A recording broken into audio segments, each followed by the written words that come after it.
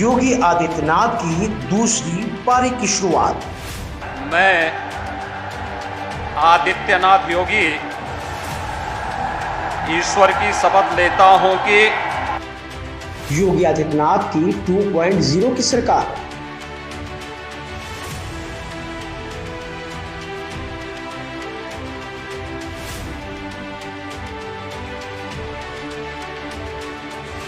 सौ दिन पूरे होने से पहले दिखने लगी जमीनी हकीकत। हाल उत्तर प्रदेश का। सड़क, बिजली, पानी, शिक्षा के क्षेत्र में कर रहे हैं युद्ध स्तर पर काम। कितना बदला उत्तर प्रदेश और कैसे बना उत्तम प्रदेश।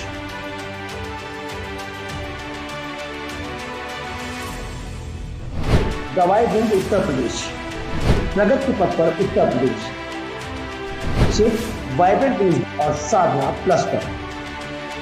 प्रतिभा शुक्ला जी का एक सम्मान हो और फिर हम लोग लंच के सेशन के लिए जाएंगे। हम लोग जो है प्रतिभा शुक्ला जी का सम्मान हमारी जनरल मैनेजर सपना जी के माध्यम से, और फिर एक सेशन आप शशांक जी आप फिर एक सेशन करेंगे प्रतिभा जी के साथ।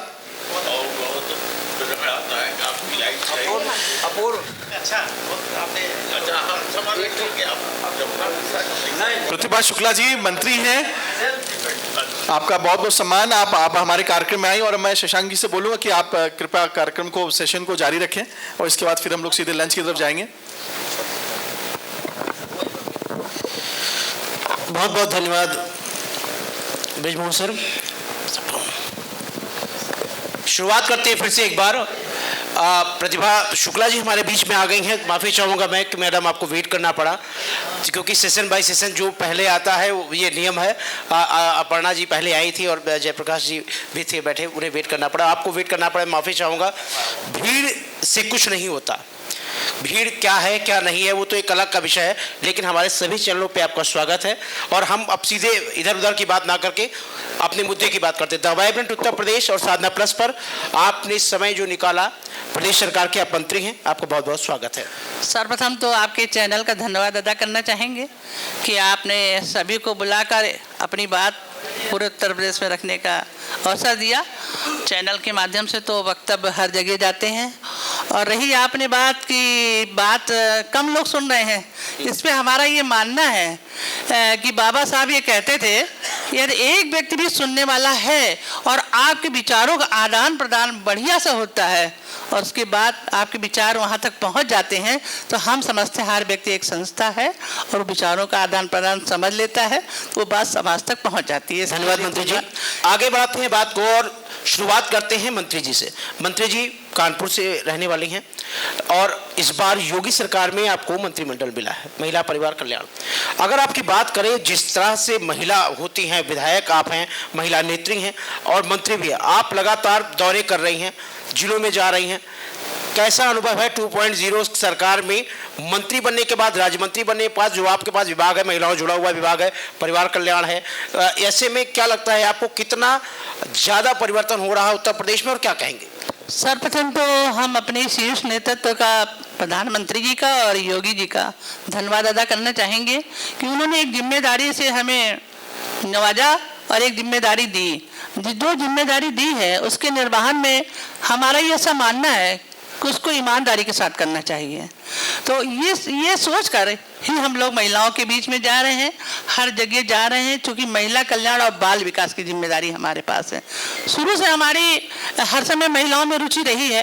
कहीं ना कहीं ये पुरुष प्रधान समाज है और महिलाओं को दबाया जाता है, इसमें आप बुरा नहीं मानिएगा, पर समाज की ये रीति है। आप पाला गार्गी रही हमारी पहले, फिर मध्यकाल में हमारे मुस्लिम आए, जिसके कारण नारियों की गति कुछ धीमी हो गई, और फिर आज योगी जी नारियों को शक्ति मिशन चलाकर आगे बढ़ाने का पूरा प्रयास कर रहे हैं।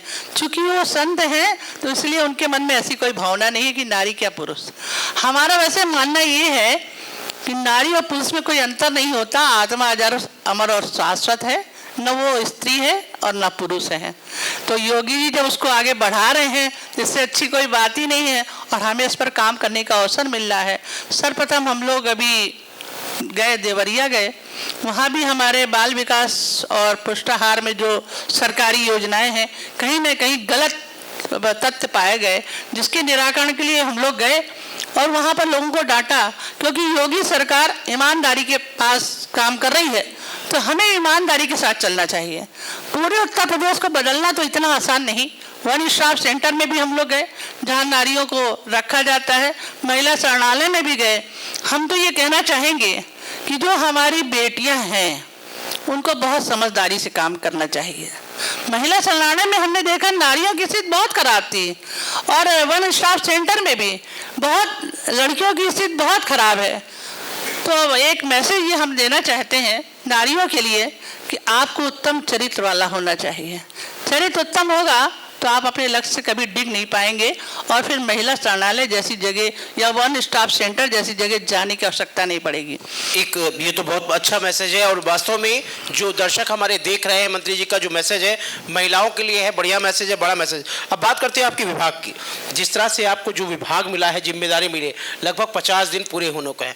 ऐसे में क्या लगता है आपको कि कितना आपके आने के बाद में डेवलपमेंट हुआ है, और आगे आप इन 50 दिनों में आपने क्या किया है, भविष्य में आपकी क्या योजनाएं हैं? देखिए, हम लोग अभी पाँच छः जगह जा चुके हैं। हमारा देवरिया है, अम्बेडकर नगर है, कानपुर नगर है, और अभी कल कन्नौज हम लोग होकर आए हैं, और कानपुर देहात है। तो इसलिए अयोध्या धाम भी गए थे, उस दिन तो मुख्यमंत्री जी के साथ ही रहे। तो ये जहाँ भी हम लोगों ने घूमा और पाया, तो वहाँ पर जहाँ हमारे आंगनबाड़ी केंद्र है, तो मुख्यमंत्री जी की मंशा है कि आंगनबाड़ी केंद्रों को प्री नर्सरी स्कूल के रूप में परिणित कर दिया जाए।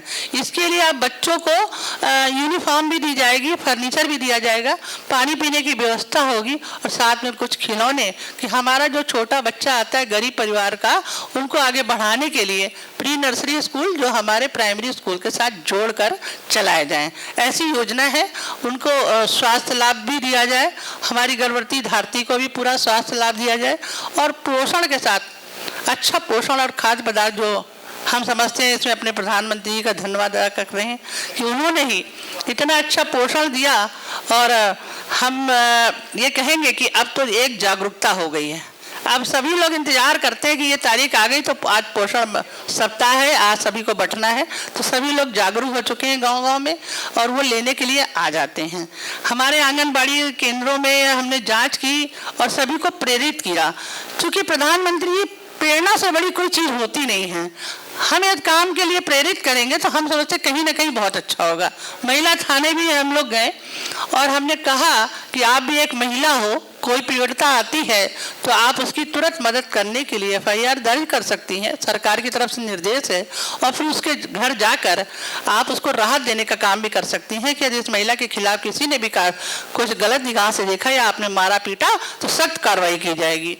तो हम समझते हैं, हमने हर महिला थाने में जाकर निरीक्षण किया, और आगे भी यही करेंगे कि यदि हम अपनी बहनों को, चाहे वो महिला सिपाही के रूप में हो, चाहे आंगनबाड़ी कार्यकर्ती के रूप में हो, चाहे सामाजिक कार्यकर्ता के रूप में हो, यह जागरण पैदा हो जाएगा तो हम समझते समाज काफ़ी उत्थान की तरफ आगे बढ़ेगा।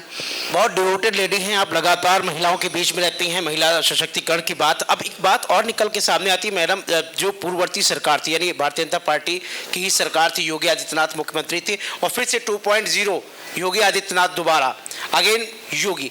ऐसे में आपको क्या लगता था कि योगी जी के कैबिनेट में आपको स्थान मिलेगा, ऐसा मौका मिलेगा, और क्या देर हो गई आपको, इससे पहले बना देना चाहिए था? देखिए, बनने के लिए तो हमें तो 2007 में ही पहली बार ये था कि आपको बनाया जा रहा है, पर हम समझते हैं ये सब अलॉटमेंट होते हैं, जब होते हैं ऊपर वाले की तरफ से तभी मिलते हैं। मुख्यमंत्री योगी आदित्यनाथ के साथ में काम, लेकिन हम मुख्यमंत्री जी का बहुत धन्यवाद अदा करेंगे कि एक जिम्मेदारी से उन्होंने नवाजा, और ये कहेंगे कि हम एक बेहतर काम करके दिखाएंगे। ये जो 5 साल बीत चुके हैं और दोबारा ये आने वाले जो 5 साल हैं, इसमें बेहतर रिजल्ट देने का काम करेंगे। कि मुख्यमंत्री जी का कहना है कि हम शक्ति मिशन हमारा जो पहले चल रहा था, इससे ज़्यादा हम सशक्तिकरण देकर नारियों को आगे बढ़ाने का काम करेंगे। जैसे कि आप समूह में उन्होंने अभी पैसा डाला, समूह में हमारी गांव की जो महिलाएं हैं वो भैंस का पालन करती हैं, या फिर मसाले बनाने का काम करती हैं, अचार बड़ी बनाती हैं, तो ऐसे समूह को उजागर किया। लेकिन अब उन्होंने उस व्यापार को आगे बढ़ाकर मार्केट देने का काम भी कर रहे हैं। गवर्नमेंट आने वाले समय में जो ग्रामीण महिलाएं हैं, आर्थिक रूप से जिनका शोषण हो रहा था, कहीं ना कहीं उनको प्रताड़ित किया जा रहा था, जब वो आर्थिक रूप से सबल हो जाएंगी और जब व्यक्ति आर्थिक रूप से खड़ा हो जाता है तो उसको कोई झुका नहीं पाता। तो योगी जी का यही विचार है और हम सब उनकी विचारधारा को लेकर गाँव-गाँव में जा रहे हैं। अभी कुछ दिन पहले प्रधानमंत्री नरेंद्र मोदी जी भी यहाँ पर आए थे और उनका आप लोग उनके साथ में रहे, उनका मार्गदर्शन प्राप्त हुआ। क्या कहेंगे? इसी बीच में हमारे बीच में आपका अल्पसंख्यक कल्याण मंत्री श्री दानिश अंसारी साहब आ गए, मैं उनका स्वागत करता हूँ। जी, प्रधानमंत्री जी आए थे, क्या कहेंगे? प्रधानमंत्री जी के लिए तो हम कहेंगे कि जब रजोगुण, सतोगुण, तमोगुण तीनों समरेखा पे होते हैं तब किसी ऐसे प्रधानमंत्री का जन्म होता है जो पूरे भारतवर्ष को अपना परिवार समझता है। उनके लिए कोई ना अपना है ना पराया है। और सबसे अच्छी बात तो हमारे प्रधानमंत्री जी की ये है कि उन्होंने जो हरिजन एक्ट हमारा शिथिल हो गया था उसको फिर से लाकर दलित समाज के लिए एक प्रेरणा देने का काम किया और उनको ताकत देने का काम किया। अभी हम लोग अम्बेडकर जयंती में गए थे और चौपाल के माध्यम से हम लोग गांव-गांव में जाकर जब बात कर रहे हैं अपने दलित समाज से, तो वो ये कह रहे हैं कि मोदी जी जैसा कोई अच्छा है ही नहीं। ये हरिजन एक्ट समाप्त हो जाता तो हम लोगों पर अत्याचार बढ़ जाता। इस गवर्नमेंट में पूरी तरह सुरक्षा देने का काम यदि कोई कर रहा है तो हमारे प्रधानमंत्री जी और हमारे मुख्यमंत्री जी। सारी योजना दलित समाज के लिए हैं, उससे वंचित उनको नहीं रखा जा रहा। पहले प्रायोरिटी उन्हीं को दी जा रही है और कहीं कोई भेदभाव नहीं, सबका साथ सबका विकास। तो बहुत सारे लोगों ने बहुत धन्यवाद अदा किया जो पंच तीर्थ बनाए। देखिए, दलित के नाम पर वोट तो सब ले लेते हैं लेकिन इनके लिए काम कोई करने वाला नहीं है। हम समझते हैं कि मोदी जी ने उज्ज्वला गैस सिलेंडर दिया तो दलित समाज को भी मिला है, मुस्लिम समाज को भी मिला है, कहीं कोई भेदभाव नहीं। जो गरीब है उसने पाया है और दलित समाज को सुरक्षा देने का काम जो मोदी जी ने किया है, जो पंच तीर्थ बनाकर दलित समाज के लिए एक अच्छा उदाहरण प्रस्तुत किया है, इससे अच्छा क्या हो सकता है? हम समझते हैं ऐसा तो किसी ने नहीं किया। वोट तो सब लेते रहे, वोट की राजनीति सब करते हैं, लेकिन उनके लिए काम करना एक बड़ी बात होती है। महिला परिवार कल्याण आपके पास में है, बाल विकास भी आपके पास में। ऐसे में जो 50 दिन आपके रहे, कितने टास्क फुल रहा आपका ये समय और आने वाले समय में कितना आपके लिए टास्किंग है? क्या आपकी भविष्य की योजना है जिससे आपके विभाग से लोग लाभान्वित होंगे? बेबी रानी मौर्य जी कैबिनेट मिनिस्टर हैं आपके विभाग की, तो सामंजस्य कैसे स्थापित है? आप लोगों की ट्यूनिंग कैसी है? हम सामंजस्य सबके साथ स्थापित कर लेते हैं क्योंकि हमारा सामंजस्य अपने काम के साथ है। हमारा सामंजस्य जब अपने वर्क के साथ है तो हमें कोई भी बना रहे उससे कोई फर्क नहीं पड़ता। हमें तो काम करना है और वर्क करके एक रिजल्ट देना है। तो हमें अपनी सभी आंगनबाड़ी केंद्र की महिलाओं को प्रेरित करना है, उनके केंद्र को संचालित करना है जहाँ जहाँ भी कहीं जाएंगे, और नारियों को में एक जागरण पैदा करना है। और जो हमारी युवा लड़कियां हैं उनको जागरण पैदा करना है कि चरित्रवान बनो, इस सब चक्रों में मत फंसो जिससे कि आपको नारी शरणालय जैसी जगह में जाना पड़े। और हम अपनी बेटियों को जागृत भी करना चाहते हैं कि यदि आपको पढ़ लिख कर आगे बढ़ना है तो सबसे पहले अपना लक्ष्य, फिर कोई बात। हमारे तो बुजुर्ग ये कहा करते थे कि रानी लक्ष्मीबाई बनो, नहीं तो तुम तैयार होने में ज़्यादा समय बिताओगे तो फिर आगे कुछ नहीं कर पाओगे। प्रदेश में लगातार आपने दौरे किए, महिला समूह बनाए। महिला समूह बनाने का उद्देश्य क्या है और जिस तरह से आपने महिला समूह ग्राउंड लेवल पर बनाया है, क्या 2024 में ये फायदेमंद रहेगा भारतीय जनता पार्टी के लिए? हमारे यहाँ कानपुर देहात में महिला समूह बहुत आगे है और वो तो कलकत्ते में अपना सामान लेकर गया था, जो बेचना था उसको 1 महीने में, उसका 4 दिन में ही बिक गया। बहुत अच्छी क्राफ्ट का सामान उन्होंने बनाया। और सबसे अच्छी बात हमारी केंद्र सरकार की कि एक लैंप बनाया गया केंद्र सरकार के अनुदान से, उसकी लागत आती थी 700 रुपया, और वो जो हमारा जो लैंप बनकर तैयार हुआ 100 रुपये में दिया गया, जो गाँव में पढ़ने वाले बच्चों को दिया गया। और उससे हमारे समूह का बहुत फायदा भी हुआ और उसकी इतनी डिमांड है कि दोबारा उसको मांगा जा रहा है, क्योंकि लाइट यदि नहीं आ रही है तो बच्चा अपने लैंप जला के पढ़ सकता है। 100 ऊर्जा लैंप है, 100 रुपये लागत आ रही है, हमारी महिलाओं ने बनाया। तो हम समझते हैं कानपुर देहात में हमारा समूह बहुत एक्टिव है, बहुत रूट स्तर पे काम हो रहा है। सबसे अच्छी जैविक खाद बना रही है, जैसे हमारी गौशाला में गोबर इकट्ठा है उसको जैविक खाद के रूप में परिवर्तित करके हमारी बहनें आगे बढ़ रही हैं। गोबर तो वेस्ट जा रहा है, फूल जो वेस्ट जा रहे हैं उनको इकट्ठा करके सुखाकर अगरबत्ती बनाने का काम कर रहे हैं। कोई वेस्टेज भी नहीं हो रहा, सफाई भी हो रही है और वर्क भी महिलाएं कर रही हैं। तो ये जो जागरण है, महिलाओं को आगे बढ़ाने की प्रेरणा देने की जरूरत है। आज समाज में काम तो हो रहे हैं, सरकार अनुदान दे रही है, सारा लाभ भी दे रही है, लेकिन जो सबसे अच्छा प्रधानमंत्री जी जो जागरण देते हैं, हम लोगों ने भी उसको जीवन का मिशन बनाया है।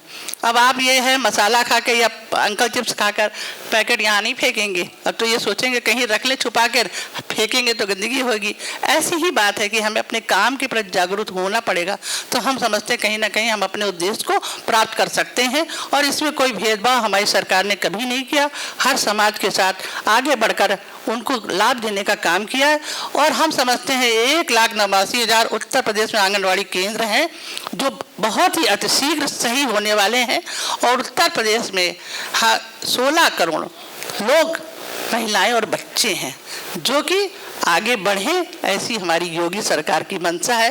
इस पर काम हो रहा है बहुत तेजी से, और इसमें हम समझते हैं वो दिन दूर नहीं जब वो 5 साल और ये 5 साल हम अपने ही काम से आगे और बढ़ाकर दिखाने का प्रयास आपकी लड़ाई किसी और से नहीं, किसी और पार्टी से नहीं, अपने ही अपने ही कामों से है, और अपने लिए अपने जो पिछले काम है उससे अधिक करने की बात है। देखिए, जो लड़ाई में फंसते हैं वो अपने उद्देश्य से विफल हो जाते हैं, और हमारे मुख्यमंत्री जी की ये मंशा है, हमें अपने उद्देश्य में आगे बढ़ना है, उत्तर प्रदेश को एक नया उत्तर प्रदेश बनाना है, लड़ाई झगड़े में नहीं फंसना है। और जो लोग भी देखिए, कहीं भी जमीन किसी की अब कोई हड़प नहीं सकता, योगी जी का बुलडोजर चल रहा है, बिल्कुल कहीं भी कोई सरकारी जमीन पे भी कब्जा नहीं कर सकता। यदि कब्जा करता है तो उसको न्याय दिलाने का काम गवर्नमेंट कर रही है। कहीं भी ऐसी कोई बात होती है, सरकार तुरंत आगे निकल कर आ रही है, और इसमें कहीं भी पीछे रहने की कोई बात नहीं है। बस हम सभी लोग को जागरूक होना पड़ेगा। जो हमारे मुख्यमंत्री जी के हम सभी लोग उनके कार्यकर्ता हैं, सभी लोग मिलकर काम करते हैं, तो जब आगे जाके काम करेंगे तो हम समझते हैं समाज में एक अच्छा मैसेज आएगा। और सरकार आपके द्वार खड़ी है, सरकार, अब मंत्री घर पे बैठ के आराम नहीं कर रहा है, योगी जी हमारे रात दिन काम करते हैं, तो हमारे सारे जो उनका मंत्रिमंडल है वो भी द्वार द्वार जाकर सभी के लिए काम कर रहा है। जी, बृजमोहन सिंह जी से कहूंगा मैं, बृजमोहन सिंह रघुवंशी जी। सर, कुछ लोग हमारे बीच में हैं। विपिन दिवाकर जी कानपुर से चल के हमारे इस प्रोग्राम में आए हैं। विपिन जी, आपके यहाँ के मंत्री हैं, कुछ पूछना चाहेंगे मंत्री जी से? Sir please. देखिए, एक सबसे बड़ी बात तो मैं आपको बताते चलूं कि प्रतिभा जी ने अभी जो बात कही है, कहीं ना कहीं ये मुझे लगता है कि अपने आप में मंत्री पद, देखिए पहली बार मंत्री बनी है, ये एक बड़ी बात है। इससे पहले आज जो भी हमारे गेस्ट रहे हैं उनको मंत्री पद का एक्सपीरियंस भी पहले रहा है।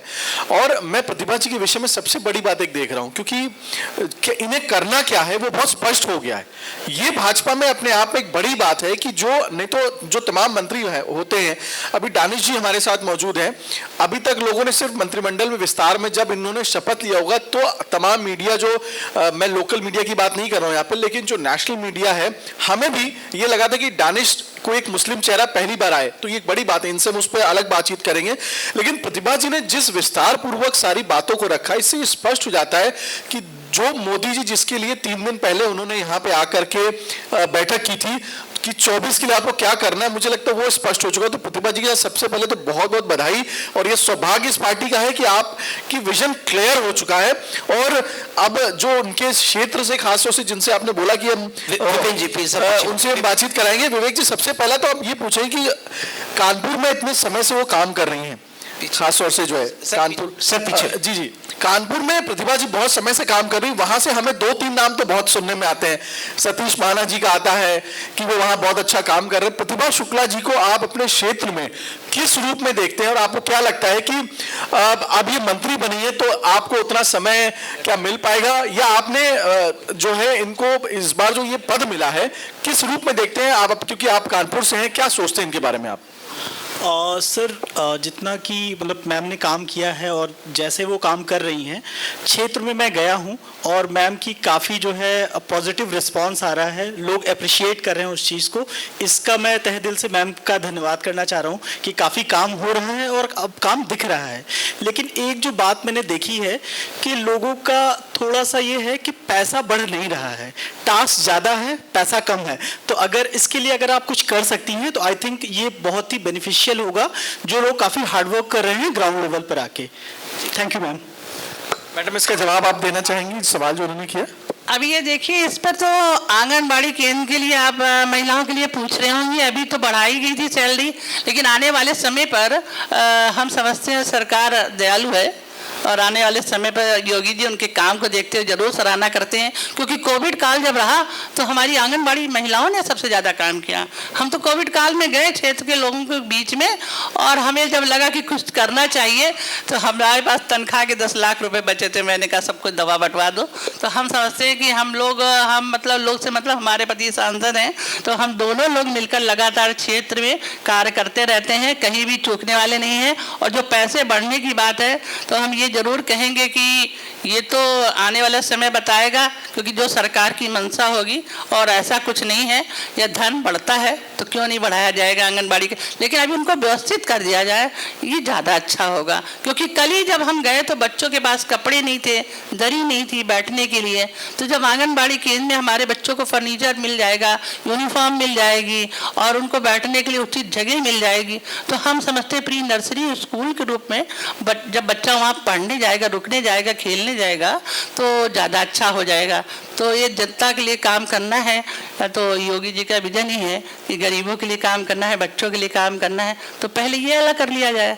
और हम समझते हैं कि पैसे के बिना सब कुछ नहीं होता है, पैसा सब कुछ नहीं है जीवन में, और यदि पैसा पैदा करना चाहे तो मेहनत से, अपने काम से पैदा कर सकता है इंसान। और हम व्यापार कोई छोटा नहीं होता। आपके चैनल के माध्यम से हम जरूर ये कहना चाहेंगे अपनी युवाओं, बेटियों से और बेटों से कि देखिए चरित्रवान बनना बहुत ज़रूरी है। हम बेटियों को तो शिक्षा देते हैं, लेकिन बेटों को कभी शिक्षा नहीं देते। बेटों को भी शिक्षा देने की बहुत ज़रूरत है। जो समाज की कुरीतियाँ हैं तभी समाप्त हो सकती हैं, और पढ़ लिख कर दूसरे की नौकरी करने से कहीं बेहतर होता है अपना काम करना। वो काम आज छोटा है लेकिन कल वो बड़ा रूप हो जाता है और वो व्यापार बढ़ता चला जाता है। देखिए इसमें हम समझते हैं कि काम जरूर करना चाहिए, व्यापार जो है वो बढ़ जाता है। और हम लोग इसका खुद ही उदाहरण है कि हमारे हस्बैंड ने एक फैक्ट्री डाली, फिर 4 हो गई, फिर 5 हो गई, कॉलेज डाला एक, फिर 4 हो गया। आप यदि वर्क के प्रति ईमानदार हैं तो आपका काम कहीं भी पीछे नहीं रहने वाला। तो छोटे से काम शुरू करें तो बड़ा अपने आप होता चला जाएगा। तो इसमें हम दूसरे पर कहीं ना आश्रित होकर अपने काम पे भरोसा रखें, और अपनी आंगनबाड़ी बहनों से कहेंगे कि जो 8 से 11 के बाद आप खाली हैं, अपना और काम भी कर सकते हैं, समूह को बढ़ाकर व्यापार कर सकते हैं। समूह के माध्यम से उनको पैसा जो मिलेगा उससे व्यापार, अब तो मार्केट देने का काम भी सरकार कर रही है। तो हमारी महिलाओं को कहीं ना कहीं आगे बढ़ाने के लिए सरकार का पूरा प्रयास है।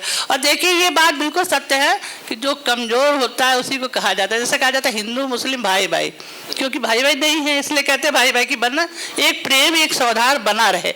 इसी तरह से कहा जाता है नारी सशक्तिकरण, क्योंकि नारी कहीं कमजोर महसूस कराता है ये समाज, ये विजन। तो इसके लिए नारियों को खुद आगे आना पड़ेगा। सबसे पहले ये मैसेज देना चाहेंगे कि नारी को नारी का सम्मान करना सीखना चाहिए। अपने आपसी ईर्ष्या देश को खत्म करके, दहेज जैसी प्रताड़ना आती है तो सास और ननद को जेल भेजा जाता है।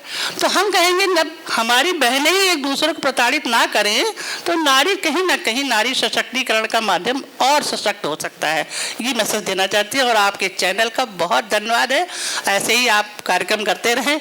दूसरी बार आपके चैनल के माध्यम से बात हो रही है, एक बार दिल्ली में हुई थी, आप दोबारा है, आपका बहुत बहुत धन्यवाद। एक कानपुर से सर पत्रकार आए हुए दूरदर्शन से, तो बस एक एक प्रश्न के साथ में मैं इसको इस सेशन को समाप्त करूंगा। उसके बाद में दानिश आजाद अंसारी साहब आए, उनसे बात करूंगा। क्या कहेंगे युवा पत्रकार, आपने तो बहुत करीब से मैडम के चुनाव को कवर किया, लगातार आप कवरेज पे रहते, क्या कहेंगे मंत्री से कुछ पूछना चाहेंगे विशेष प्रश्न? मैंने अक्सर ये देखा है कि कई नेता होते हैं लेकिन वो इतना भाग दौड़ नहीं पाते हैं, लेकिन मंत्री जी की जो एज है उसमें लगातार आप सुबह निकलती हो, देर रात तक 3-4 बजे तक लगातार मेहनत करना। हम यही पूछना चाहेंगे इतनी आपको ऊर्जा कहाँ से मिलती है? आप इतना सब कुछ सबका इतना ख्याल रखती हैं और सबको लेके अगर किसी की जन समस्या होती है आप उसको तुरंत निस्तारित करती हैं, तो इतना ऊर्जा आपको कहाँ से मिलती है? ऊर्जा का स्रोत क्या है? ऊर्जा का स्रोत तो आंतरिक ऊर्जा होती है जो ईश्वर के द्वारा प्रदत्त होती है। यदि आपको कोई पद मिला है और उसका निर्वहन आपको करना है तो आपको आंतरिक ऊर्जा को समाहित करना पड़ेगा। और हम समझते हैं ये ऊर्जा हमें माँ गायत्री से मिलती है। जो माँ गायत्री हमारा गायत्री मंत्र है वो बहुत ऊर्जावान है, और जिसने उसको धारण किया है वो अपने आप को कभी ऊर्जा से वंचित नहीं पाएगा। तो हम समझते हैं हर व्यक्ति को ये गायत्री मंत्र का जाप करे, ऊर्जा को समाहित रखे और काम खुश होकर करना चाहिए। देखिए हमारा जिंदगी का अनुभव है कि कितनी भी अच्छी गाड़ी में घूम लो, कितना बढ़िया खा लो, कितने बढ़िया होटल में घूम लो, बढ़िया कपड़े भी पहन लो, लेकिन आपको खुशी नहीं मिलेगी। खुशी तब मिलेगी जब आप किसी गरीब की मदद करना चाहते हैं। उदाहरण से कल ही की बात है, हम लोग रात में आ रहे थे, एक महिला का फ़ोन मेरे पास आया कि मेरी नौकरी छूट गई है। चूँकि हम लोग कन्नौज से वापस आ रहे थे, अपने क्षेत्र की शादी ब्याह भी करना था, तो हमने कहा अच्छा तुम वहाँ रुको जहाँ अभी हम आ रहे हैं। तो कहने लगे मेरे बच्चों ने कुछ खाया नहीं है।